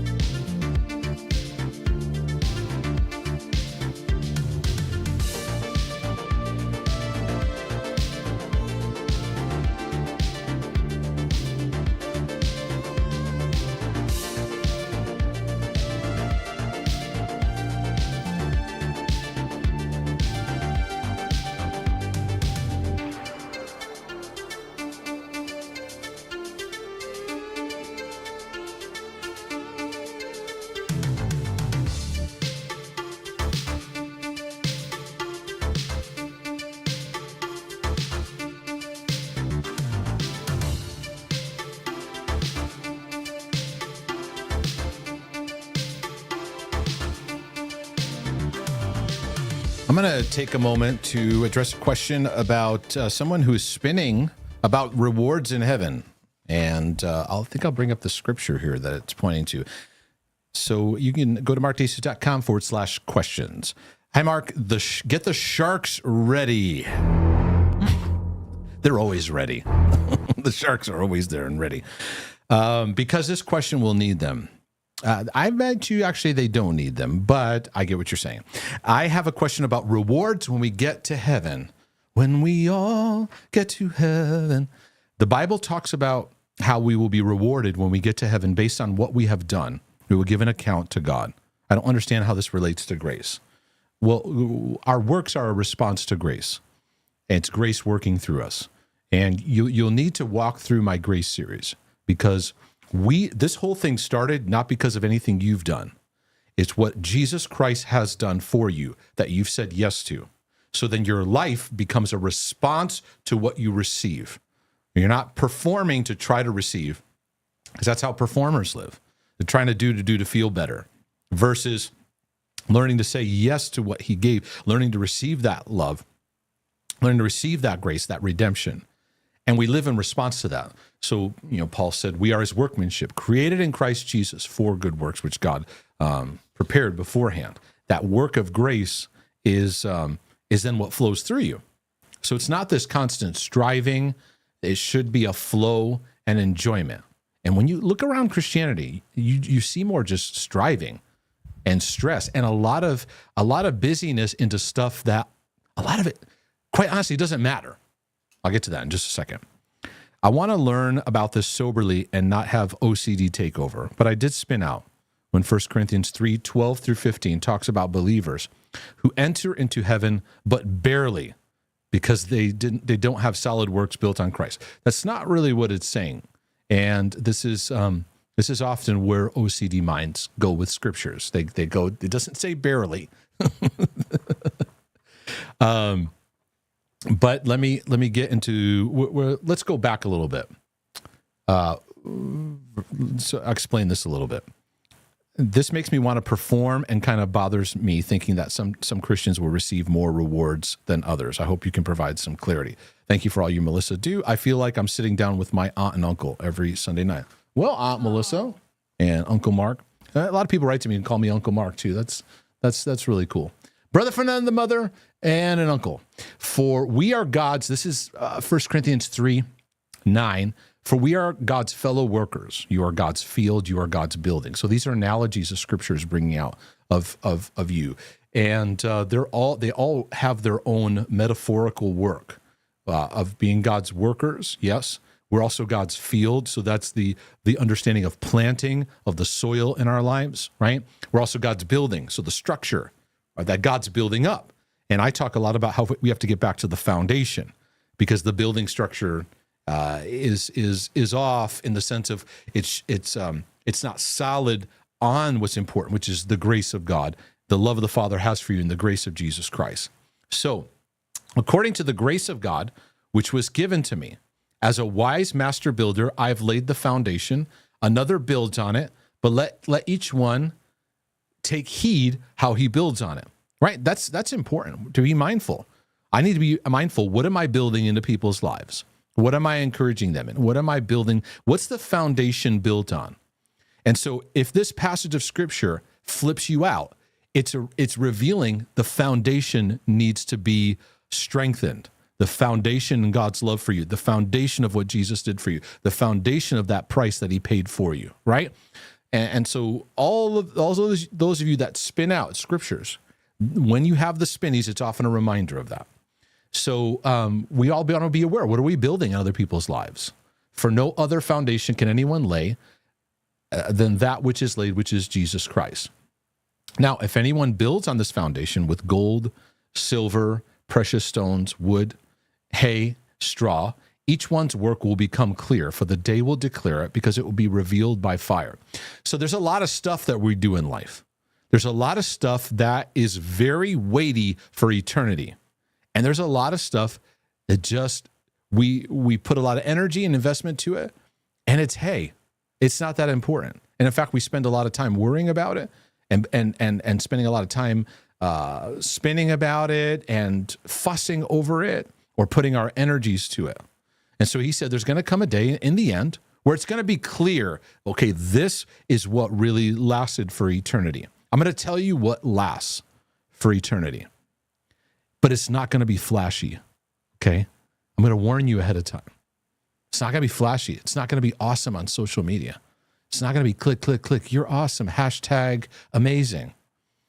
What is eternal of value is relationship investment, where you just made a difference in somebody's life. So I look back at it's a great example. I look back at my youth pastoring, and I put a lot of energy into, I made these videos that I would do, and I did all these activities, and we did skits and stuff like that. It's all great. And it's all that fun. Now, will that burn? Maybe. But I guarantee you what's going to show up through the fire is those little moments of relationship encouragement, of where, and I see it in life. When I meet now they're adults, teenagers that were in my youth group, and they tell me what made a difference. It was those moments where I spent time listening to them, talking to them, believing in them. Those are the kind of things that will last for eternity. I think there's a lot of things that we do in life, or maybe even what we do in church, we may stand before and go, all these things that we thought were important. I don't know, maybe some of our building campaigns, maybe some of our trying to be big or trying to establish a stage or I'm not going to try to be God and set what that is. Paul the Apostle here, these guys are trying to write, they're trying to write down stuff they got by revelation of seeing and experiencing. I mean, Paul went to the third heaven. It's like, whoa, wait, what? He's trying to articulate what's ahead. And if we're seeing this soberly, we all recognize, yeah, there's some stuff that the fire will burn. It goes, oh, now what he says here, he says, each one's work will become clear, for the day will declare it, because it's going to be real. Just fire's going to go to it. And there's going to be gold stuff in your life you didn't see.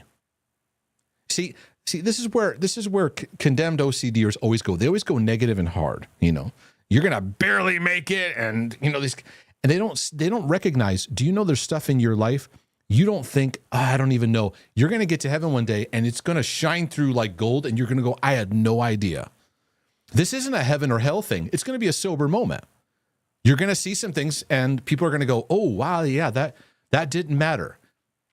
Now, there's going to be a moment of a sense of loss, because he says here, I'm going to read, if anyone builds on this, sorry, I lost my place. Be revealed by fire, and the fire will test each work of what sort it is. If anyone's work, which he has built on it, endures, he's going to receive a reward. There's going to be stuff that I think may need require a reward. Maybe it won't. I don't know. That day we'll get it clear. It's not a heaven or a hell thing. It's a clarification of what meant the most in our life. And I bet you there's going to be a lot of moments where I went, wow, that made a difference in that person's life. I just said one sentence to them. You might have walked up to somebody and just said a compliment to them, and it made a difference to encourage them in that moment, which led them to make a decision, which then led to you have no idea how many of you have been dominoes in people's lives. And this is where Christians, we got to stop going to the scriptures and turn negative, because you can do that with any scripture. I mean, listen, I could tell you you're beautiful today, and you're going to go, I wasn't beautiful yesterday, right? We have to see the scriptures in the way they were intended, because this is meant to empower us. Like, there's stuff that you do that matters. Your life matters. So he's going to receive a reward. If anyone's work is burned, he says you're going to suffer loss. There's going to be a sense of like, oh, I put my life into that. But you're not going to be forever weeping and gnashing of teeth, or you're not going to be separated from God. There's going to be a sense of knowing, but without shame taking you out. Because you got to remember, in heaven, this isn't about shame now. This isn't about separation. This isn't about guilt. You're going to see it soberly. Personally, I think there's going to be like some couples in heaven, and they're not going to be married in heaven, right? Because we're married to Jesus, and they're going to be in heaven. They're going to be like, yeah, if they talk about their life, they go, yeah, our marriage was not strong. We were not loving towards each other. Yep. and they're not in shame. Imagine that. Be able to see it for what it is, but not spiraling in it. Okay, so we have to understand this is what's going on. So you're going to have a separate life, but he himself will be saved, yet so as through fire. So he has to remind you you're still going to be saved. He's talking to the OCDers, and they're still spinning, right? Because that's just what OCD does. But I think it's sober to go, yeah, I want to do stuff that matters. The older I get, the more that I tune into. This is what I think matters. What I think matters is the one-on-one interactions. Yes, this teaching matters. Yes, this stuff matters. But I think what is high-level gold is parents, strong marriages, investing in your children, raising them, relationship interactions of people you've made a difference in. That's bars of gold, right? The teaching and stuff, whether that's gold or whether it's silver, right? It's, there's different levels of metals and how they respond to fire. And yeah, some people will gain other rewards. We were sitting at the table today, and I said, who knows? Maybe a mega church pastor think all these things are rewards or things. Or, I don't know. I don't want to throw mega church pastors under the bus, but things that we go after that we think God is so impressed with, and we minimize the person walking by, the simple conversation, the simple moment of praying with somebody. That's the stuff that I want to encourage you all to invest in. Be sober about that, because that carries into eternity. As Maximus would say, what we do in life echoes in eternity. Let me get into, let's see, this one is about how do you endure the physical and mental stress of OCD? I wanted to ask you how you were able to survive the physical and mental stress that OCD put on you. Yeah, it was bad. It was really bad, especially when it came to faith-based spiritual topics. It doesn't matter what the subject is. Somebody who's got, severe OCD, I know we say, well, the faith topics are worse. That's someone who has scrupulosity. That's what they say.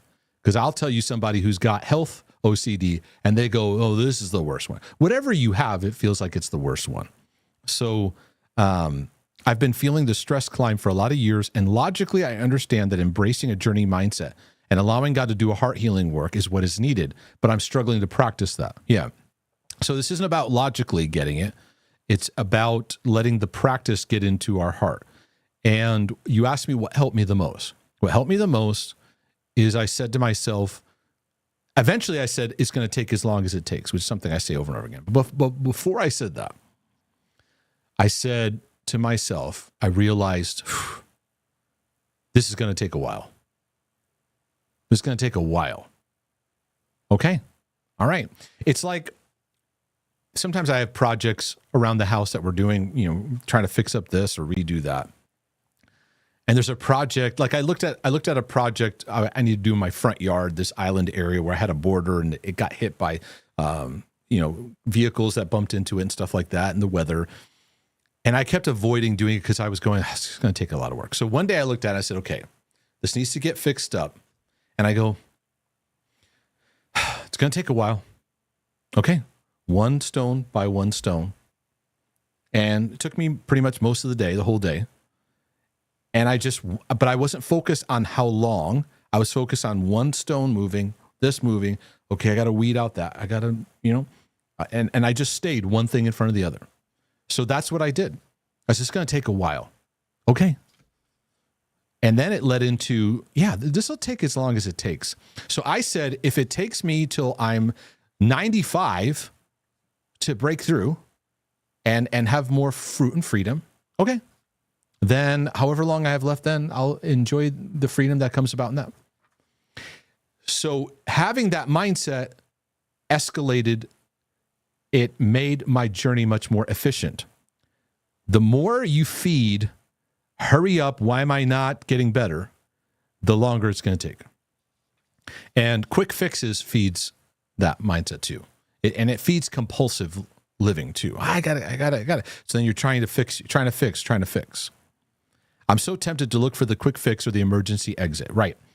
You're going to need to calm that response down because you look for, well, what if I do this? What if I do that? What if I do this? It takes you out of the journey. And we live in a world that it's all quick fix promotion. Do this and you'll lose 10 pounds in a week. You don't want to do that. You lose 20 pounds in 5 days or something. It's like, no. You don't want to do that. But that appeals to us, see something happen fast. So, and that becomes a compulsive reaction. It feels or seems like God knows there's something I can do or put faith and trust in him. I'm not sure what you mean by that. I understand there's a spiritual aspect to it as well. And I haven't mentioned this before on the Q&As, but I wrestled deeply and still to this day with Calvinism. Oh, okay, we took a turn here. With Calvinism or tulip. I'm not sure what tulip is. Do you mean tula when I talk about total unconditional loving acceptance? I'm not sure what that is. But Calvinism about choosing people that God choosing people that he will save and them not being able to do anything about it. Yeah, I don't adhere to that theology. My theology is he is willing that none perish, but that all come to repentance, as I believe Peter wrote in scriptures. And I think that form of Calvinism gets so heady and messes with people. So it's like, hey, are you a believer? Yes. When did you get born again? When I was a kid. Was it real though? Did you really know? Did you have a real knowledge? And like then they start digging into information, and then people are like, well, wait, I don't know. Maybe I did. Well, if I don't know, then you don't know. Then maybe it's like. P.S. It causes a lot of spinning out. TULIP is a Calvinist acronym. Oh, okay. Yeah. Sorry, I thought of Tula. Yeah. Yes, I know what you're talking about. I don't have it memorized. I said, are you talking about Tula? Yes. The total depravity. That's the word. Yeah. And so I've seen people like, did you know you had total depravity? Yeah, I knew I was a sinner. But did you know you were totally depraved? Did you know you're totally, I don't know. Yeah, and I don't stand with that. There's this preset people. God, we're trying to put God into a box. That God doesn't have the ability. Does he have foreknowledge? Of course he's God. He knows everything. But he also operates in a way that's beyond our understanding. He operates in a dimension of faith. We just want to try to box this in as this preformed thing. It creates a lot of torment for people. And I'm not out there trying to argue in this. There's both Calvinism and Arminianism. They both have their ditches that they fall into. I've seen both of them and how they make people mentally ill. Did you realize? So when I was a kid, I was 4 years old and said, yeah, I'm into this. Was I totally aware of my total depravity? I was 4. Over time, I started to learn more and more about what Jesus did for me. But man, I said yes to it from the gate. I didn't have this history in my life or looking at things that I could go, yes, that made me really aware of my sinfulness. I saw the work of Jesus Christ and said yes to it. We are unnecessarily making people spin out. And we are treating salvation as though it has to be this amazing thing that you feel and you manifest all these metrics. And if you don't, well, I don't know, we got to be sure about this. It will take the rest of my life to learn what I said yes to in one decision. The rest of my life, and I will still scratch the surface on the depth of the love and redemptive work of Jesus Christ in my life. And I just think that, I know I knew it as the Calvinism 5. And I just see a lot of people spinning it out. And unfortunately, from my experience, I find that when I interact with Calvinists, they are super heady and argumentative. And they have a lot of I'm right, you're wrong. They have a lot of judgmentalism that people don't see things their way. It's a turnoff. I don't see the fruit of the Spirit in it either. So it just got problems with it. But then I also grew up with a lot of Arminian teachings that if you swore you lost your salvation, you had to go find it, figure it back out, and get resaved all over again. So We're goofy, folks. We are goofy and making people spin unnecessarily. So anyways, have you ever done anything role? Calvinism plays on mental health. It may be a topic worth considering. You can go over to, I don't remember what it's called, but it was a video on how certain denominations affect OCD. You can check that out. And I did do a look at that. Can I read you a quick super chat? Yes, please do. Okay. This is from Omar. Omar! If you don't know what we're talking about, that was from last week. What's wrong with my mic? Okay. I'm struggling to break free from double-mindedness. Who doesn't? Let me tell you. Anyway, I'm joking. Right. I'm struggling to break free from double-mindedness, being led by emotions. Like my heart is too open, vulnerable, especially when I try to talk to God. So double-mindedness. Mm-hmm. I get too hung up in my emotions. Yeah. So you solve double-mindedness by making a decision and moving forward. And you work through the fear that you may make a mistake, or maybe that's a practice that we have to cultivate. It's like, okay, because your emotions go up and down and they change a lot. And we can't make it based on the ups and downs. And eventually we have to go, here's my decision, here's my focus, moving forward in it. Well, yeah, but what if I make okay, then I'll figure it out then. We got to work through the procrastination and the fear. So you work through the fear and the doubt versus trying to fix it all. Because James says, double-minded is unstable in all his ways. But before that, he says, if you ask for wisdom, ask of God. Just don't doubt. So right now I go, God, I need wisdom. Okay, it's coming. Did I get a thought? No, but wisdom's coming. Okay, so I'll just be aware wisdom's available. That's how simple we need to be. Because the wisdom is in the simplicity of our daily journey, learning in the journey. You don't learn wisdom by becoming wise, full of wisdom, and then you make decisions. You learn wisdom by going through stuff. Yeah, I would say too, for someone who is working in recovery of double-mindedness, a lot of it went to just the simple scripture of make your yes, yes, and your no, no. Right. And you go, okay, I'm just going to be confident and walk in these right. decisions. Right. Let me finish that Kicking verse. and screaming. Go ahead. Let me finish that verse too, because he says everything else is of the evil one. Right. So say yes or say no. And Jesus here isn't saying, okay, you can say yes and you can say no. The in-between is the place where the devil's playground is. We get obsessed with God's will. What if this, and God's going, make a decision. You have liberty to make decisions, folks. Christian liberty is very powerful. In fact, James called it the perfect law of liberty. We don't teach liberty enough. We don't teach that enough. We're still keeping people enslaved. You have the ability to make a decision today. And yes, there's certain parameters of right and wrong. I'm not telling you, I make a decision, I'm going to go rob a bank. Right. Obviously, right? I think that goes without saying, but you never know. But you have the ability to decide to go, I'm going to pick this job, or I'm going to marry this person. You have the ability to make decisions. That statement right there, that you have the ability to decide, is so big. So I will say this. I talked about trauma earlier. Mm-hmm. That's one of the things trauma steals, is your ability to decide. You become indecisive. So true. Just side topic.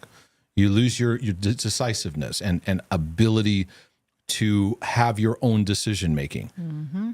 In our bondage, Isaiah 61, go read it.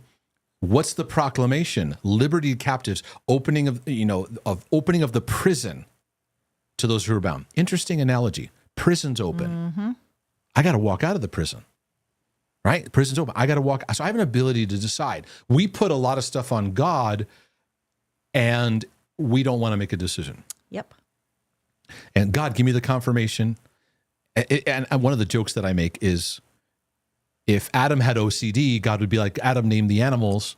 And Adam would be like, so I think this is a giraffe. Is this okay, God, that I name it a giraffe? Right. Name the animals. This is a salmon. Can I do salmon, right. God? Name the animals. Right. I don't think we realize. So anyways, any other supers? No, sir. I'll do one more, and then we'll land this plane. You got it. So, I think I can address this one pretty briefly, but encourage people in this. It's about exposure therapy. Hello, I have OCD, and mine manifested in harm OCD. I got help and felt as if I was doing well. Then 2 weeks ago, I had an ultrasound for pain in my RUQ. See, I don't know these abbreviations. What does RUQ mean? Hold on. The radiologist suggested a CT scan. I was only... That is the acute right upper quadrant. Right upper quadrant pain. Upper quadrant of abdominal. Okay. Kidney problems, kidney stones, UTI. Oh, okay. Yep. Okay. Gotcha. Okay. Yeah, so you got a scan for it. I was left with a wordy description of what it could be. And what did I do? Googled everything under the sun. Oh, my Here we goodness. go. Here we go. I knew what I was doing was a compulsion, and I know how to help it via exposure, but don't know how to implement the exposure. My fear is cancer. I want to just accept what will be, but having a hard time. Any suggestion on a good ERP? Like, you want me to give you a therapist like that? I recommend. I don't have a specific one I can recommend for you. Okay. So there's a couple aspects to when you have something like this happen. You have to give yourself a little bit of room that you're going to Google things. We do live in that day and age where the accessibility to that is. You have to know how to rein it in, because there's some people that won't Google it because they're afraid, right? You can type anything, and somewhere it's like 2 clicks away from cancer and any symptom that you have. Mm-hmm. That's why I say the joke, my elbow hurts, and maybe it's elbow cancer. That could be, it's any symptom that you put up. Okay. So you have to look at, what's your fear? Is your fear, of avoidance of it so that you don't research at all? Because it could be helpful to look and learn, not doing it endlessly and constantly, compulsively, right? So when it comes to exposure, and I want to share this with you all because many of you are in this battleground and you recognizing the need for exposure. And many people write to me. They say, Mark, I want to do exposure therapy, but I want to do something with you, Mark, because you know faith and you walk with God and you're a Christian. I'm concerned my therapist is going to do something against my values. And here's what they mean by that. Because exposure therapy exposes you to that which you're afraid of to reduce the fear of it. You reduce the fear of it, and over time, it loses its power and hold. Part of facing the fear of it is seeing it without reacting to it with your compulsive behavior and noticing it's there and acknowledging, okay, there it is. So this frightens OCDers because at first it spikes the fear, right? So it's like the person who obsessively is afraid that they have ALS, and they go through exposure, and the exposure therapist is going to go, okay, so you got it. You got ALS. Now what? Right? And the word of faith people go, don't claim that. I don't claim that. You're not claiming it. You're not affirming it. You're not agreeing with it. You're facing the fear of it. So this is where Christians write to me, go, Mark, I don't want to go against my faith values because they have a fear of, they fear they're going to say something about Satan, and the therapist goes, okay, we're going to take that sentence, we're going to put it, I remember one story of a PhD who was teaching a course that I was attending, and he talked about a woman who had a fear of Satan. And the OCD therapist goes, all right, we're going to take some drawings and pictures of Satan and we're going to put them in your bedroom. And she just flipped out, like it just spiked everything. And we go into, now I'm bowing to it. It's like, no, that's not what we're doing. And so he contacted her, I think she was Catholic, so contacted her priest and had the priest get in on this and go, here's what's going on. The priest understood, and he gave his okay to it. We feel that the exposure is counterintuitive or wrong because you're facing it and you can feel like you're almost agreeing with it, and then we get superstitious. Now I feel like I'm making it happen. No, what you're doing is you're learning how to no longer be afraid of this. So with any health issue, Eventually exposure leads you to, okay, so if you have cancer, okay, so you have cancer, now what? Putting you into a position, an emotional state where you go, oh, okay. Like I remember I was so petrified of financial loss and going broke. And then I did. And the funniest thing happened. I went, oh, this isn't so bad.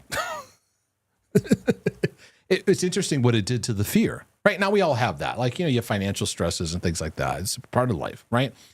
But there's a place where you're no longer afraid of it, because that fear of cancer then makes you become ruminating, and then makes you go and research. That's your control mechanism. I'm going to control this thing by figuring it out and getting absolute certainty I'll never get cancer. So now you're in the future trying to, in fear, prevent yourself from anything happening, and your control issues are ramping up. Now your anxiety's spiking, and more obsessions come, and more obsessions come. And we go, I'm out of control. What do I do? What would I do? Exposure releases the control issue and takes that, well, what if I get cancer? Then I'll face it then. It takes the future and puts it into the future. It takes fear and it faces it. Well, you might get cancer. Okay. No, Mark, you just agreed with the devil that you're going to get cancer. No, I didn't. Yes, you did. You said, okay. No. I just said, okay. Do you understand what I'm doing here? Do you see the difference in what I'm saying? Does this make sense? You understand what I'm trying to teach here? What I'm trying. Okay. It's like these thoughts become trolls. And you go, okay, you're not getting a reaction out of me anymore. If you want to live top notch, next level in spiritual warfare, I'm talking spiritual warfare, demons, evil spirits, the battles warring against you, is learn to go, oh, there's that thought. Okay. I don't have to do anything about that. I don't have to feed that. I don't have to react to that. I don't have to do something about that.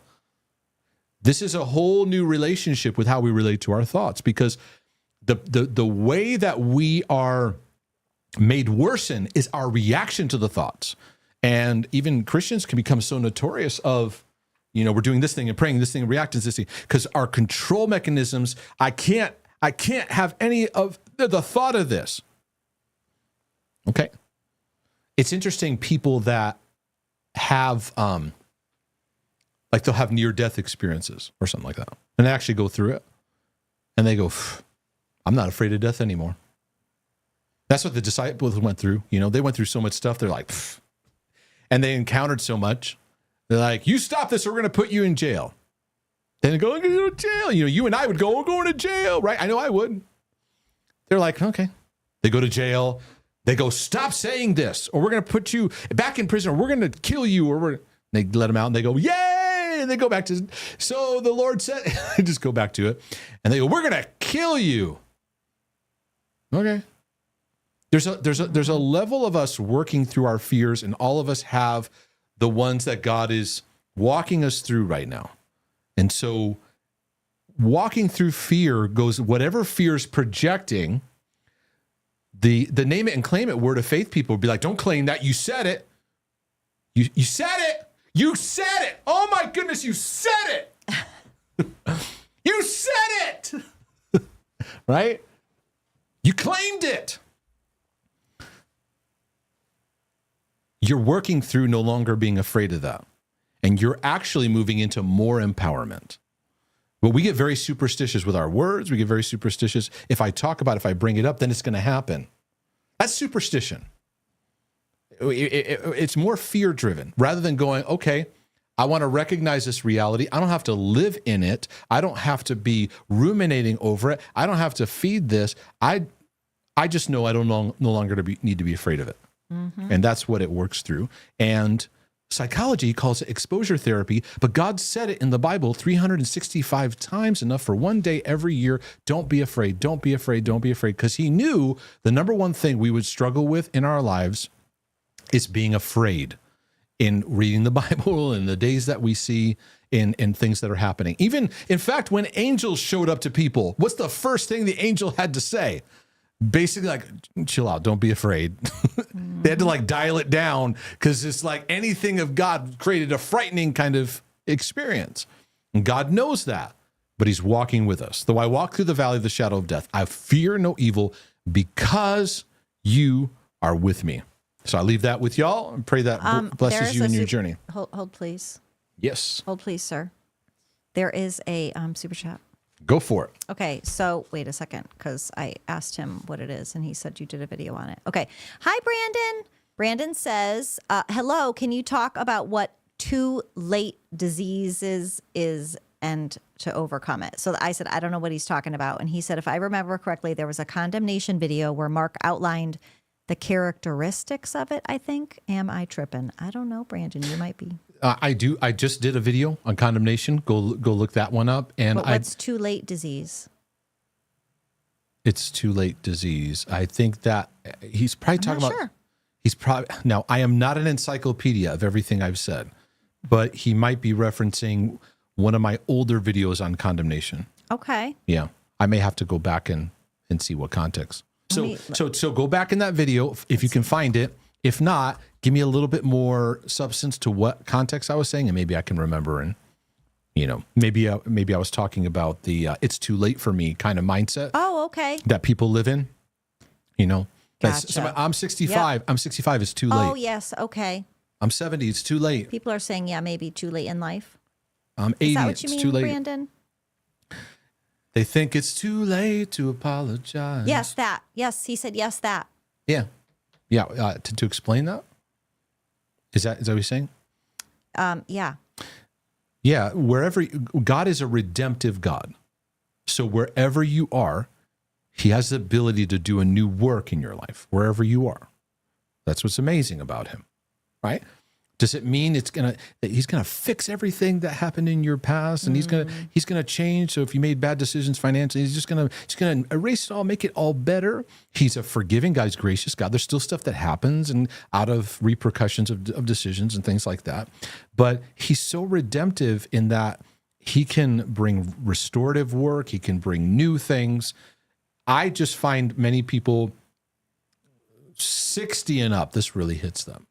It's too late. I'm too old. And I disagree in the sense of, yes, you have a lot of history of doing things a certain way, but if you'll humble yourself, you can have accelerated learning because you have a lot of history you've seen a lot. You've been through a lot. It can enhance the learning and it can enhance the blessing. All of you who have someone in your family who's, let's say, 65 years old. Mm-hmm. Imagine if your 65-year-old grandfather or your father, sat the family down and just started repenting of all the ways that he was not an active father and started walking through a humble experience. We're talking dominoes. Yep. Would hit the room. Right? Now, I know it needs to be shown by action and stuff like that. It's not as simple as that. I get all that.